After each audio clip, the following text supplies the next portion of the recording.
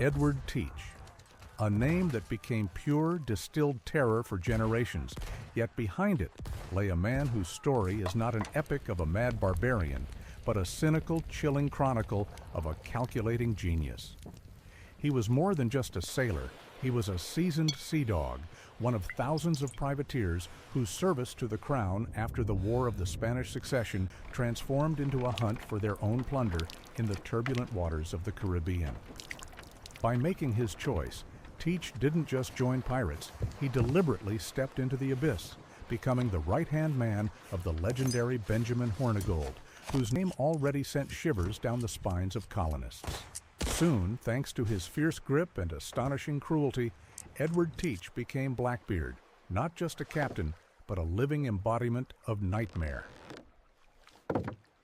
His fleet, comprising up to 4 ships, including the formidable Queen Anne's Revenge, and over 300 desperate cutthroats, held entire trade routes and coastal settlements in an iron grip. Then the inevitable, yet no less shocking, occurred. His reign of absolute terror ended in a bloody, furious battle where his body was pierced by more than 25 wounds before his head, like a trophy, was severed from his torso and put on public display. But let's cast aside the romanticized nonsense of a wild, chaotic monster. Blackbeard was not a madman, but a cold-blooded psychologist, a masterful showman. He didn't just kill, he created fear, selling it as his most valuable commodity. His flaming fuses in his beard, his devilish appearance, all of it was part of a meticulously planned, brilliant business strategy. He was less a pirate than a master of psychological warfare, whose true power lay not in the number of his cannons, but in his ability to paralyze a victim with his name alone. Blackbeard's name paralyzed his victims, but he didn't earn that title overnight.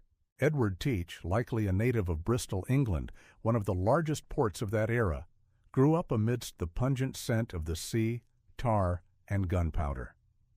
From childhood, he witnessed trade flourish and collapse, people live and die for gold, and the thin line separating law from lawlessness.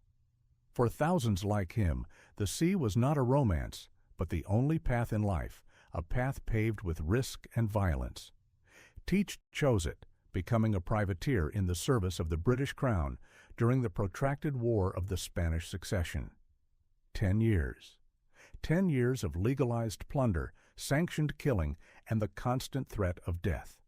He learned to fight, to command, and to survive in conditions where every decision could be his last. He saw lives taken, ships burn, and people transform into beasts under the pressure of circumstances. This was more than just service, it was a school of survival where the main lesson learned was that in the world there is no justice, only power, and the will to wield it. He observed how quickly alliances shifted, how easily yesterday's comrades were betrayed, and how ruthlessly the system used people and discarded them when their usefulness expired. By the end of the war in 1713, when the crowns made peace, thousands of privateers like Teach found themselves cast aside by the official system. Their skills became obsolete, their brutality undesirable, and their future uncertain. For many, this meant starvation or a life of destitution, a return to an existence that seemed even more hopeless than death in battle. But for Edward Teach, this was not an end, but a beginning. He could have returned to Bristol, tried to find a place on a merchant vessel, and forgotten 10 years of blood and gunpowder.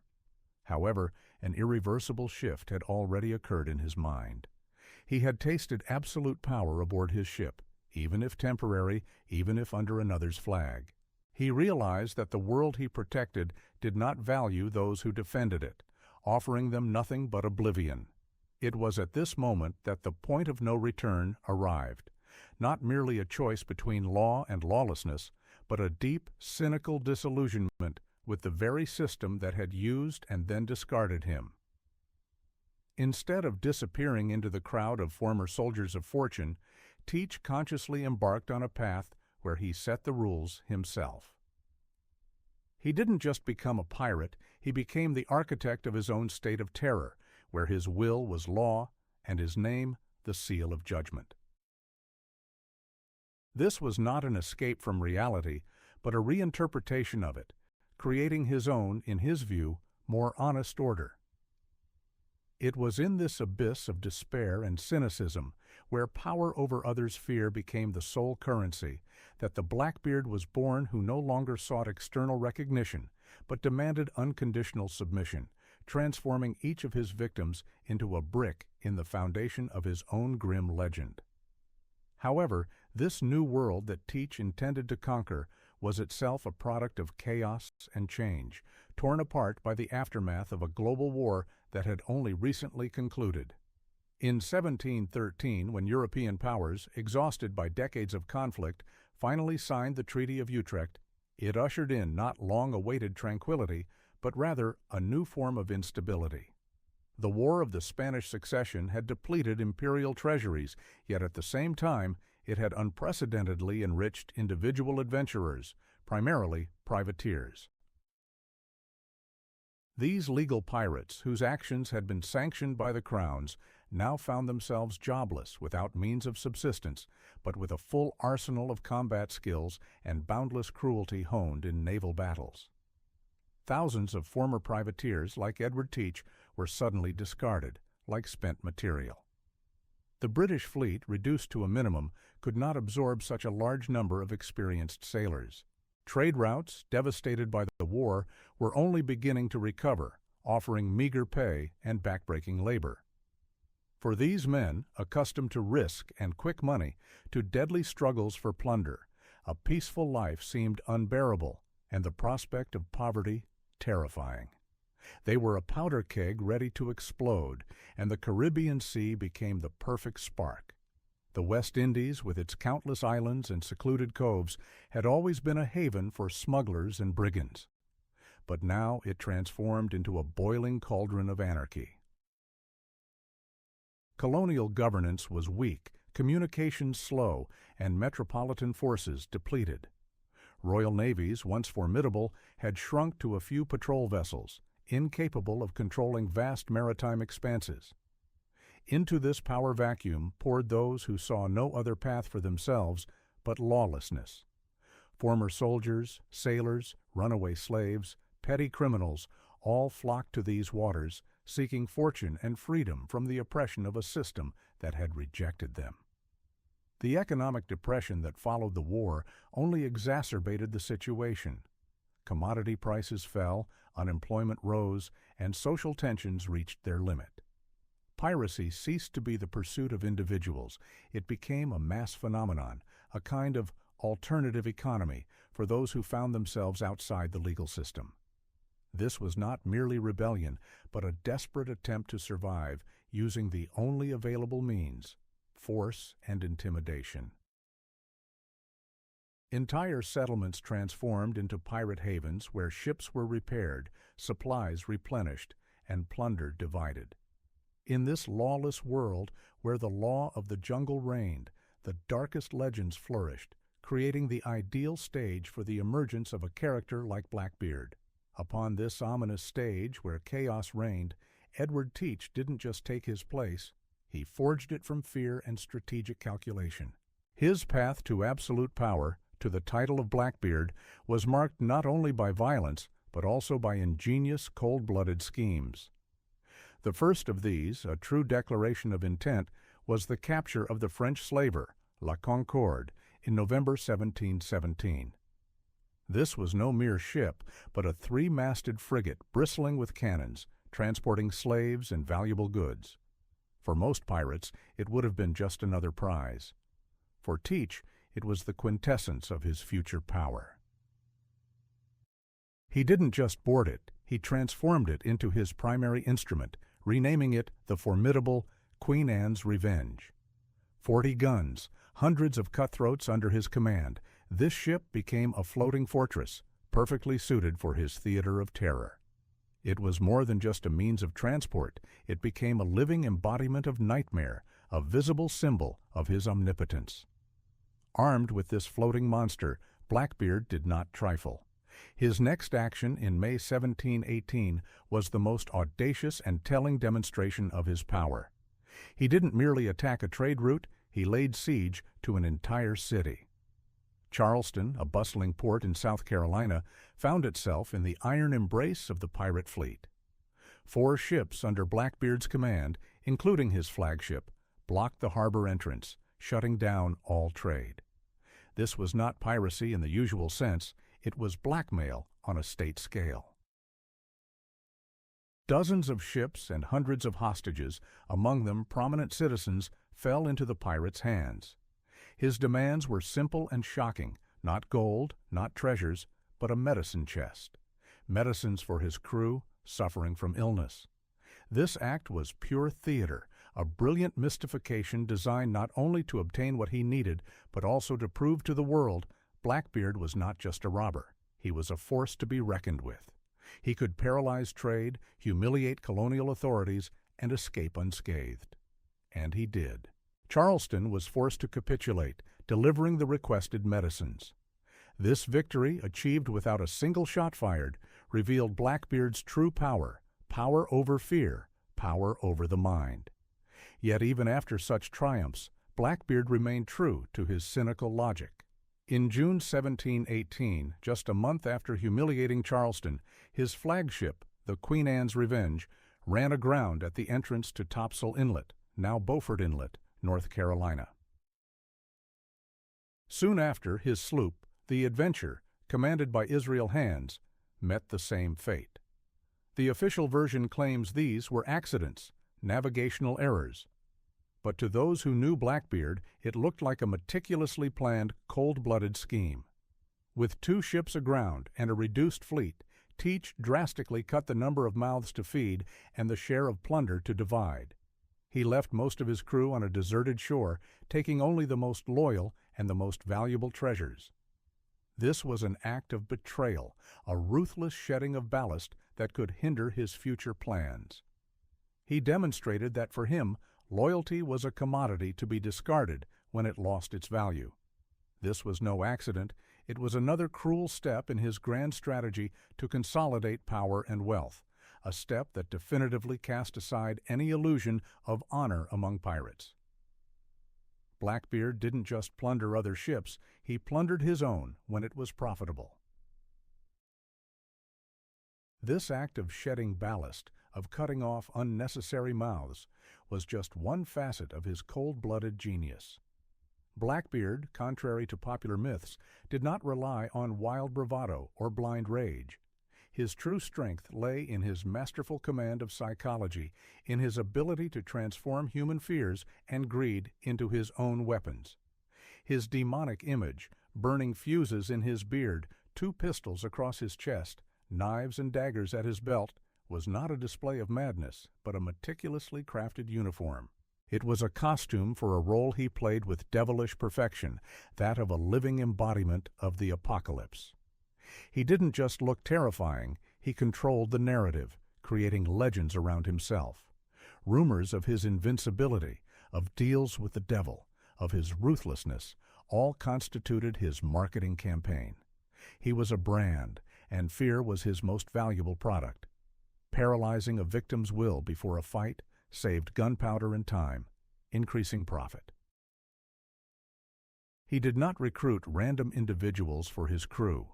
Selection was based not only on combat prowess, but also on their level of desperation, their willingness to take any risk for the promise of wealth and freedom unimaginable in the lawful world. He didn't promise them justice, only plunder. And as long as there was plunder, his authority remained unquestioned. For them, he was not merely a captain, but the sole path to survival and prosperity in a world that had rejected them.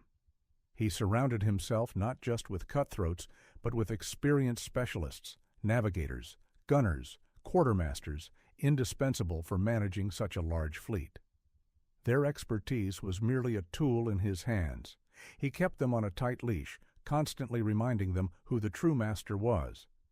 Any attempt at disobedience or betrayal was suppressed with cruelty, serving as a vivid lesson for the rest.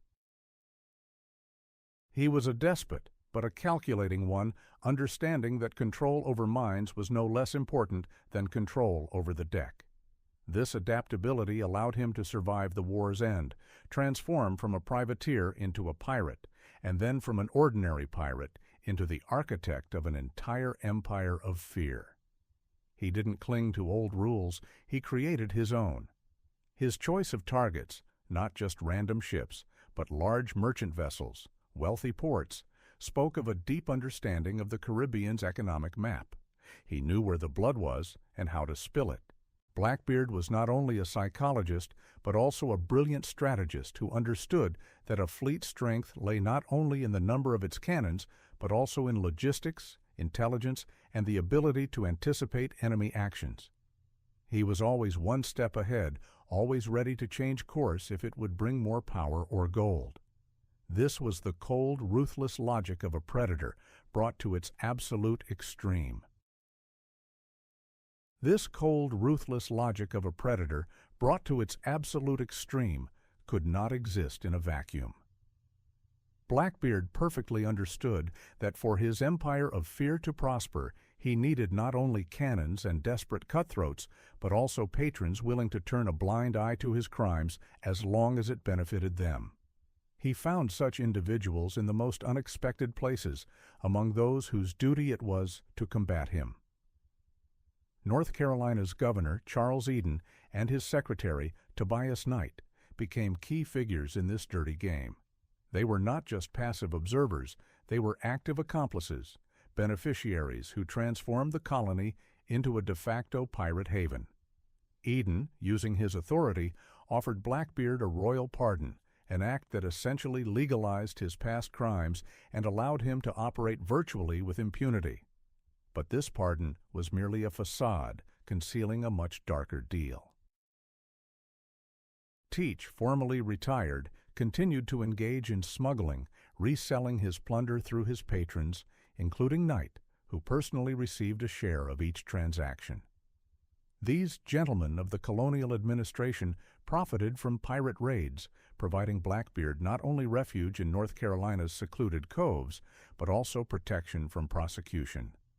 They were not merely corrupt officials, they were commercial partners whose hands were as stained with blood and gold as Blackbeard's own.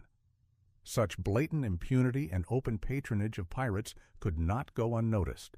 While North Carolina prospered on the black market, neighboring colonies suffered from pirate raids, their trade paralyzed, and their economies undermined. This created a monstrous imbalance and threatened the stability of the entire region. The chief antagonist, whose will and determination ultimately clashed with Blackbeard, was the governor of neighboring Virginia, Alexander Spotswood. Unlike Eden, Spotswood was a man of principle, ambitious and uncompromising, obsessed with the idea of bringing order to his domains and ending the pirate threat. He saw Blackbeard not just as a brigand, but as a symbol of the anarchy that was eroding British authority in the New World. For Spotswood, this was not merely a matter of law and order, it was a matter of the Crown's reputation, personal honor, and his colony's economic survival. He understood that ignoring pirate lawlessness was tantamount to admitting weakness, and he was prepared to take any measures to eradicate this plague. Spotswood did not trust Eden, suspecting him of collusion with the pirates, and realized that official channels of communication with North Carolina were useless. He decided to act covertly, relying on his own resources and resolve. It was his uncompromising stance and willingness to challenge North Carolina's corrupt system that initiated the irreversible chain of events leading Blackbeard to his bloody end. Governor Spotswood, distrusting Eden, did not wait for official sanctions from London or support from corrupt North Carolina. He acted swiftly and secretly, bypassing all bureaucratic obstacles that might alert his target. Spotswood understood that for Blackbeard, North Carolina had become not merely a refuge, but a base, a source of replenishment, and a place where his crimes remained unpunished. Eradicating piracy meant not only capturing Blackbeard, but also severing his criminal ties with colonial officials. For this mission, he chose Lieutenant Robert Maynard, a young but resolute Royal Navy officer, entrusting him with command of 2 small sloops, the Ranger and the Jane, and orders to find and destroy Blackbeard at any cost. This was a direct challenge thrown not only to the pirate, but to the entire system that protected him.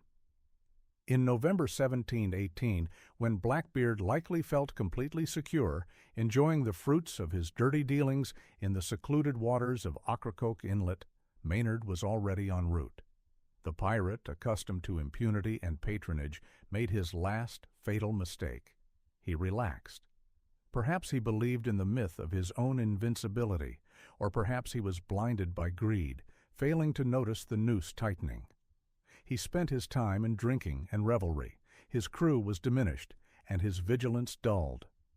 It was at this very moment, when his empire of fear seemed unbreakable, and he himself invincible, that Maynard struck. On November 21, 1718, at dawn, Maynard's sloops discovered Blackbeard's ship, the Adventure, anchored in Ocracoke Inlet. Maynard, lacking heavy artillery, devised a daring plan. He ordered most of his men to hide in the hold, creating the impression that there were few sailors on board. The calculation was that Blackbeard, seeing lightly armed sloops, would not waste precious cannonballs and would opt for a boarding action, counting on numerical superiority. And the pirate, blinded by his overconfidence, fell for the bait. He ordered his guns to open fire, and although the volley damaged one of Maynard's sloops, it did not break his resolve. When Maynard's sloops seemingly retreated in disarray, Blackbeard, confident of his victory, personally led his pirates to board. This was the culmination of his bloody career, the final performance in his theater of terror. He leapt onto the deck of the Ranger, with burning fuses in his beard, 6 loaded pistols, and knives and daggers at his belt, the living embodiment of the nightmare he had created himself.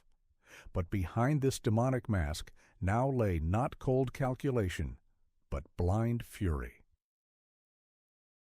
He did not know that an ambush awaited him below deck.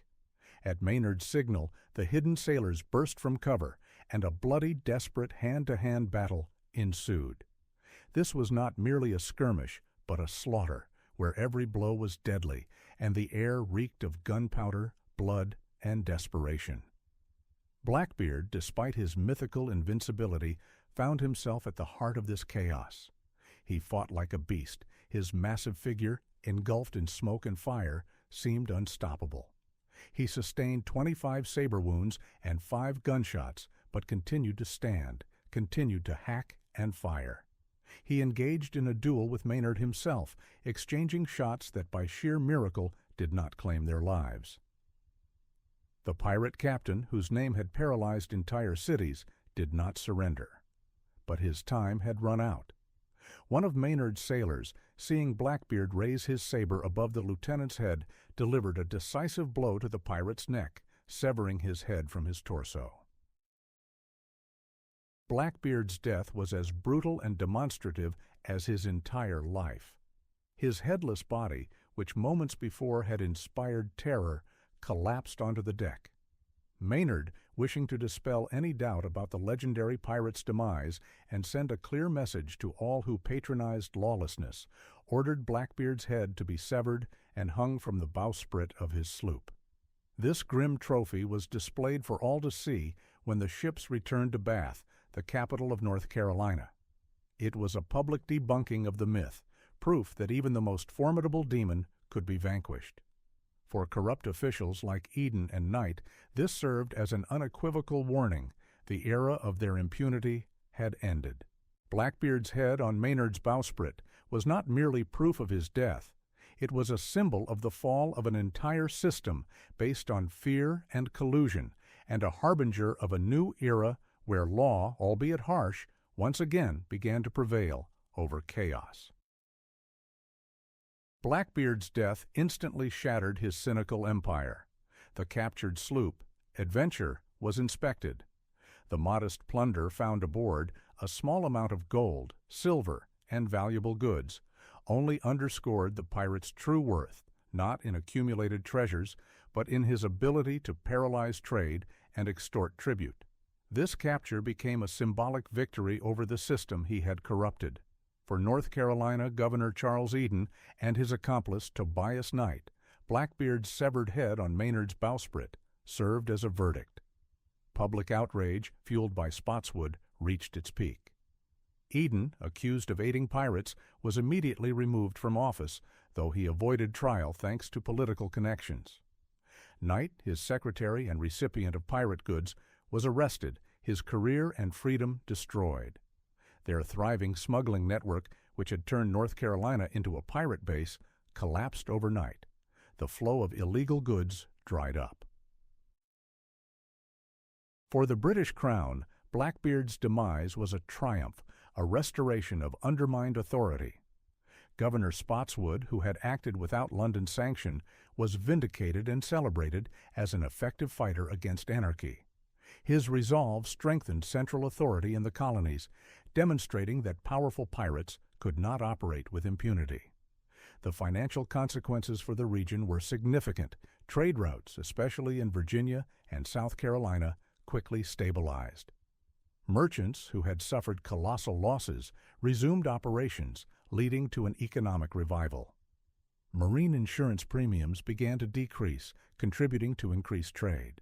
The operation's success signaled an increase in Britain's naval presence in the Caribbean and the intensification of targeted anti-piracy efforts. The era of large pirate fleets operating under the cover of corrupt officials came to an end. Remaining pirates were forced either to seek royal pardons or retreat to the most remote corners of the sea. Their organized power was broken. Blackbeard's death was not merely the end of one life, but the de facto conclusion of the golden age of piracy. Death did not destroy Blackbeard. It merely transformed him into something far greater than a man of flesh and blood, a myth. The very moment his headless body collapsed onto the deck, his second, far longer and more influential life began in the collective consciousness, in legends, in the eternal battle between fact and fiction. The irony is that this calculating, cynical pragmatist, a master of psychological warfare who built his entire life on creating controlled fear, himself became a victim of an uncontrollable narrative after his death. The popular image of Blackbeard, a wild, mad barbarian with a burning beard, an embodiment of chaos and untamed freedom, is a skillful yet distorted reconstruction. He was not like that. He was a businessman who used terror as a tool, and his devilish appearance was a brilliant marketing ploy. Society didn't want a complex, contradictory criminal genius. It wanted an unambiguous monster whose downfall would serve as a morality tale, or, conversely, a romantic rebel defying the system. History chose the path of least resistance, replacing the inconvenient truth of a calculating despot with a dramatic myth. The paradox of his legacy, a figure built on total control, transformed into a symbol of anarchy and boundless freedom. The man who kept his crew on a tight leash, ruthlessly shedding ballast, became the embodiment of brotherhood and adventure. His name, once whispered with dread, is now pronounced with admiration, as if the fear he sowed were not a cruel instrument of power, but an exciting game.